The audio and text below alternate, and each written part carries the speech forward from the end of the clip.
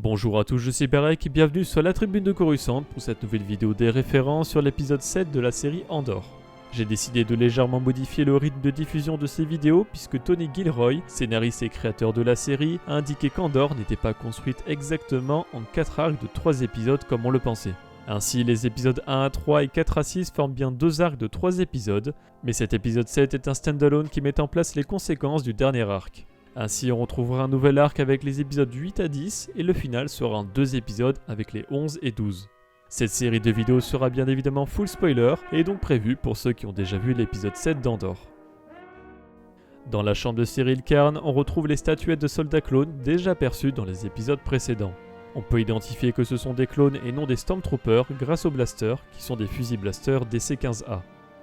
Dans la maison d'Eddie Karn se trouve une télévision. À ma connaissance et d'après mes recherches, on n'avait pas vu d'écran ayant réellement la même fonction qu'une télévision depuis le Holiday Special de 1978. Cependant, au lieu d'une recette de cuisine interactive, il y a ici un journal télévisé qui raconte l'événement d'Aldhani survenu dans le dernier épisode.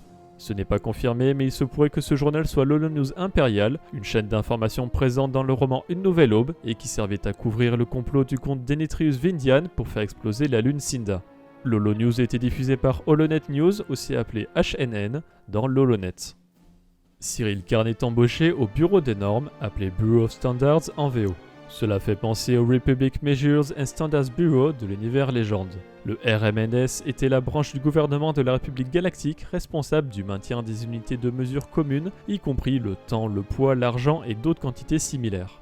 Il était responsable du réglage du temps lors de la grande resynchronisation et vraisemblablement du réglage du calendrier année 0 lors de la réforme de Rusan. Ces informations proviennent du numéro 45 du volume 531 du Holonet News, un site internet officiel créé pour la sortie de l'attaque des clones. La version canon semble correspondre puisque certains postes similaires sont évoqués, comme les poids, les jauges, les redondances, la vérification et la pureté des carburants.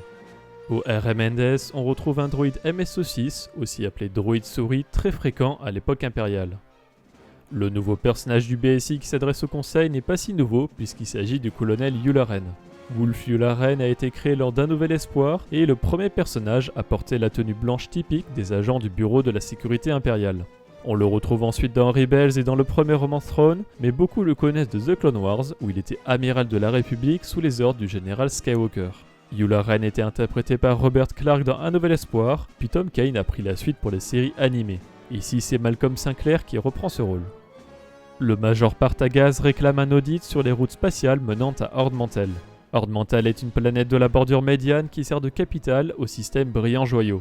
Dans les derniers jours de la République, la ville d'Ord Mantell abritait une base d'opération pour le syndicat du crime du Soleil Noir.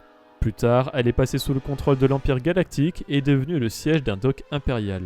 On retrouve cette planète par exemple dans The Bad Batch ou dans le comic Dark Maul, fils de Dathomir. Lorsque Dedra Meero vient donner des ordres à l'auxiliaire Felzonis, on remarque au fond la même structure de base de données que dans le centre impérial de recherche militaire de Scarif, où Jyn Erso et Cassian volent les plans de l'Étoile de la Mort dans Rogue One. En revoyant des Stormtroopers, Cassian se rappelle des clones qui ont visiblement tué son père adoptif Clem. Marva et Lucan ont rappelé qu'il a été pendu sur Rix Road, la même rue où Cassian croise ses Stormtroopers, et se rappelle de l'intervention des clones. S'il a été pendu, c'est qu'il n'a logiquement pas été fusillé sur place, comme le laisse supposer la scène. Mais Marva indique que Clem est décédé il y a 18 ans. La série se déroulant en -5, il serait alors mort en -18, soit 1 an après la création de l'Empire. Ce que l'on peut alors supposer en se référant aux autres informations chronologiques que j'ai évoquées dans la dernière vidéo référence est que Cassian jeune a vu son père adoptif se faire pendre en place publique pour servir d'exemple envers les pro-républicains et que, sur un moment de colère, il décide de s'en prendre aux clones comme on le voit dans la deuxième partie du flashback. Cependant, dans la première partie, on peut voir un Cassian adulte, mais il s'agit d'une projection du Cassian du présent dans un souvenir du passé. En -18, Cassian aurait alors entre 13 et 14 ans et son attaque contre les clones l'emmènera probablement en prison sur Sipo comme il l'a évoqué sur Aldhani. La collection de Lucan est légèrement changée avec par exemple un casque de gardien du temple Jedi introduit dans The Clone Wars et que nous avons revu dans Rebels en apprenant que le Grand Inquisiteur en était un avant de sombrer dans le côté obscur. Il est assez étrange de voir ce casque ici puisqu'il est formellement interdit par l'Empire de posséder quelconque objet appartenant ou faisant référence aux Jedi. Les holocrons vus dans les derniers épisodes étaient dans l'arrière-boutique pour probablement les cacher, mais ce casque de gardien est à la vue de tous. En premier plan, on peut revoir le masque Antiox porté par les Keldor pour respirer l'air commun des autres espèces. À côté, cependant, se trouve un nouvel objet, une paire de gants particulièrement intrigante. Il ne semble pas que ce soit une référence en particulier, mais leur forme rappelle les mains particulières des Keldor, et il se pourrait que ce soit des gants adaptés à cette espèce pour une forme d'armure. Dans les appartements de Mon Mothma, on peut remarquer une espèce insectoïde. Cette espèce a été créée pour les derniers Jedi et on en voit plusieurs représentants sur Canto Bight, mais on retrouve aussi le personnage de Niva dans l'extension Last Call du jeu vidéo en réalité virtuelle Tales from the Galaxy's Edge. Est également présent un Dor Dametian. Cette espèce a été introduite dans le canon via une scène coupée des derniers Jedi avec l'Exo Suger, amasseur sur Canto Bight. Cependant, cette espèce est bien plus ancienne.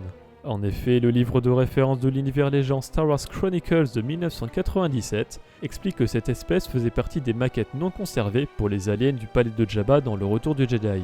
Mais le jeu de cartes Star Wars Customizable Card Game a finalement fait entrer l'espèce dans le canon de l'époque avec le personnage de Brangus Glee.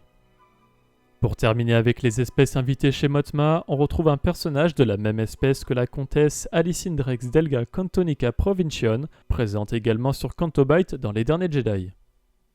Sur Coruscant, une espèce de l'ascension de Skywalker est présente avec un civil Osre Lanzo. Au même moment, un employé porte le même genre de casque que les gardes aldéraaniens que l'on voit dans Un Nouvel Espoir, Obi-Wan Kenobi ou encore Rebels. Au-dessus de la sortie de cet ascenseur est écrit un avertissement en eurobèche qui pourrait se traduire par « Attention à la fermeture des portes ». Un peu plus tard, une pub holographique présente des Tasty Petzos, une nourriture que l'on retrouvera à la fin de l'épisode lorsque Windy demande à Cassian d'en acheter sur Niamos avec du Revnog. Le Revnog vient lui du premier épisode de la série où le chef inspecteur Hein disait à Cyril Karn de justifier le meurtre des deux prémorts par l'abus de Revnog. Le message holographique suivant indique « Carry your chain code from the ISB » qui se traduirait par « Faites attention à votre code d'identité par le BSI ». Le code d'identité est introduit dans The Mandalorian avec notamment la preuve de Boba Fett comme quoi son armure appartenait bien à son père Django, mais on le retrouve sous l'Empire dans The Bad Batch lorsqu'il est installé. Le concept est tout simplement celui d'une carte d'identité qui permet de suivre et de contrôler les citoyens de l'Empire. Au même moment, un haut-parleur énonce LUH 341, qui est une référence au premier film de George Lucas, THX 1138. En effet, dans ce film, l'ami du personnage principal se nomme LUH 3417. Lorsque Cassian paie sa dette auprès de Bix, il dit qu'elle rembourse ce qu'il doit à Xan, Nurchi, Brasso et Dima. Xan est Xanwan, le propriétaire de l'entreprise de transport de Ferrix, Nurchi est l'homme qui a réclamé des crédits à Cassian, et Brasso est le minier et ami d'Andorre. En revanche, Dima est ici mentionné pour la première fois. La nouvelle planète introduite dans cet épisode est Niamos, et comme à son habitude, la série privilégie des tournages en extérieur. Ici, nous restons au Royaume-Uni puisque ces scènes ont été tournées à Cleveleys, dans le Lancashire. Sur Niamos, les troupes impériales présentes sont constituées de Short Troopers, une unité de Stormtroopers spécialisée dans la défense côtière. Il existe 3 types de Short Troopers qui viennent de Rogue One, avec les capitaines, les leaders d'escouade et les standards. Ce sont ces 2 dernières catégories que l'on retrouve ici. D'ailleurs, le Short Trooper qui s'adresse à Cassian et qui le fait arrêter est doublé par Sam Witwer qui est plus connu pour être la voix et le visage de Galen Marek alias Starkiller dans les jeux vidéo Le Pouvoir de la Force et la voix de Dark Maul dans différents jeux et séries comme The Clone Wars, Rebels ou Battlefront 2. Lorsque Cassian se balade sur Niamos, il croise 2 personnes jouer au Dejarik. Le Dejarik est en quelque sorte un jeu d'échecs version Star Wars, et nous le connaissons principalement en version holographique dans le Faucon Millennium. Il s'agit ici en revanche d'une version physique et reprend le concept de table d'échecs en pierre près des plages qui existent réellement.